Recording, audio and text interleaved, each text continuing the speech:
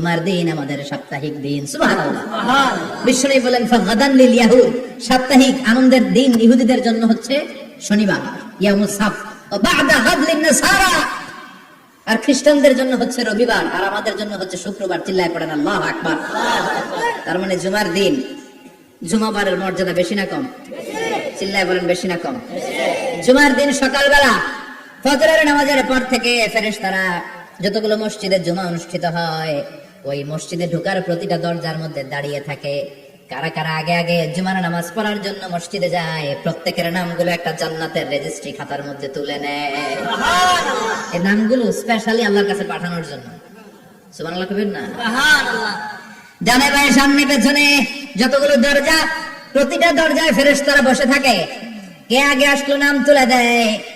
তুলতে তুলতে তুলতে তুলতে খতিব সাহেব যখন খুতবা দেওয়ার জন্য মিম্বারে যায় বসে যায়, ফেরেশতারা তাদের খাতা বন্ধ করে তারাও খতিব সাহেবের সামনে জুমার খুতবা শোনার জন্য বসে যায়। পড়েন সুবহানাল্লাহ। প্রথম জুমার দিন জুমার মসজিদে যে ঢুকবে, বিশ্বনবী বললেন আল্লাহর রাস্তায় একটা উট কুরবানি দিলে যেই সওয়াব, এই সওয়াব আল্লাহ আমলনামায় দিয়ে দেয়। দ্বিতীয় পর্যায়ে যে ঢুকে, বিশ্বনবী বললেন বাকারা, গরু কুরবানির সওয়াব পায়। 3 নম্বরে যে ঢুকবে, বিশ্বনবী বললেন কাবসা, হাদিসের ভাষায় এসেছে কাবাস, কাবাস মানে হলো বকরি, বকরি কুরবানির সওয়াব। 4 নম্বরে যে ঢুকবে তার হচ্ছে দাজাজা, দাজাজা মানে মুরগি। 5 নম্বরে যে ঢুকবে, বিশ্বনবী বললেন বাইদা, নোয়াখালীরা কয় বয়দা, আমরা কই আন্ডা, কুমিল্লায় কই ডিম।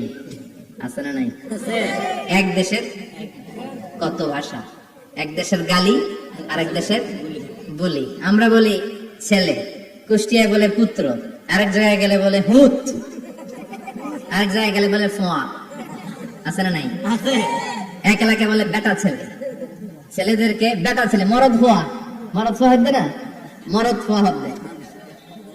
আহা, কি ভাষার বৈশিষ্ট্য। তো যেটা আমরা বলি ডিম, কোথাও বলে আন্ডা, কোথাও বলে বয়দা। তো এই বয়দা আল্লাহর রাস্তায় দান করে দিলে যেই সওয়াব, পঞ্চম ব্যক্তি ওই সওয়াব পাবে। এই 5 জনের পরে আর লেখালেখি নাই, বাকিদেরটা নরমাল এন্ট্রি করে সব ফেরেশতারা খুতবা শোনার জন্য বসে যায়। সুবহানাল্লাহ। সুবহানাল্লাহ। তো জুমার দিনে আগে আগে যাবেন তো ইনশাআল্লাহ? সবাই রাজি আছেন? ইনশাআল্লাহ। চিৎকার করে পড়েন ইনশাআল্লাহ। ইনশাআল্লাহ। আলহামদুলিল্লাহ, আমরা এই জুমার দিনটাকে রাষ্ট্রীয় ছুটির দিন হিসেবে পেয়েছি, পাইছি না? 1984 সালে হুসাইন মোহাম্মদ এরশাদ সাহেব এই ভালো কাজ করছিলেন। উনি সব করছেন জীবনে, স্বৈরাচারীও করছে, ভালো কাজও করছে। ঠিক। তো খারাপটা আর আমরা না বলি, যেটা ভালো এটাই বলি। উনার কারণে আজ অবধি এই 84 থেকে আজ 34 বছর বাংলাদেশের রাষ্ট্রীয় ভাবে সাপ্তাহিক ছুটির দিন কোনটা? আলহামদুলিল্লাহ কইবেন না? এই উসিলায় আল্লাহ ওনারে মাফ করুক। পৃথিবীর অনেক দেশে কিন্তু শুক্রবার ছুটির দিন না। আমি বছরের বেশিরভাগ সময় মালয়েশিয়াতে থাকি। মালয়েশিয়ার সাপ্তাহিক ছুটির দিন রবিবার। খ্রিস্টানদের সাথে অনেক বিজনেস তাদের মেনটেন করতে হয়। তো তারা যদি শুক্রবারে ছুটির দিন করে, তাহলে সপ্তাহে 2 দিন ব্যবসা বাণিজ্য কাটা পড়ে যায়। নিজেদের কারণে শুক্রবার বন্ধ, যাদের সাথে বিজনেস ওদের কারণে রবিবার বন্ধ। আমরা আলহামদুলিল্লাহ আল্লাহর দয়ায় পবিত্র দিনটাতে পেয়েছি জুমাবার। আলহামদুলিল্লাহ পড়েন আলহামদুলিল্লাহ। এজন্য বিশ্বনবী বললেন খবরদার এদিনের নামাজ মিস করো না।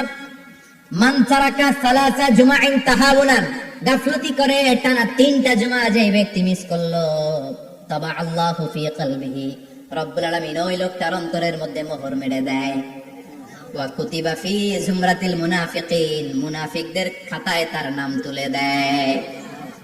3টা জুমা যদি কেউ মিস করে, 2টা পানিশমেন্ট। এক হচ্ছে তাবা আল্লাহু ফি কলবি, আল্লাহ অন্তরে মোহর মেরে দেয়। ভালো কথা ভাল লাগে না, নামাজ ভাল লাগে না, আযান ভাল লাগে না, ইসলাম ভাল লাগে না, শুধু মौज মাস্তি ভাল লাগে, গান বাজনা ভাল লাগে, এরকম আছে না নাই? জুমার নামাজে যায় না। আরেকটা হলো কুতিবা মিনাল মুনাফিকিন, মুনাফিকদের খাতায় নাম তুলে দেয়। আল্লাহ হেফাজত করো। আরো জোরে পড়েন আমিন। আমিন। জুমার দিন আগে আগে মসজিদে আসবেন ইনশাআল্লাহ। সবাই রাজি?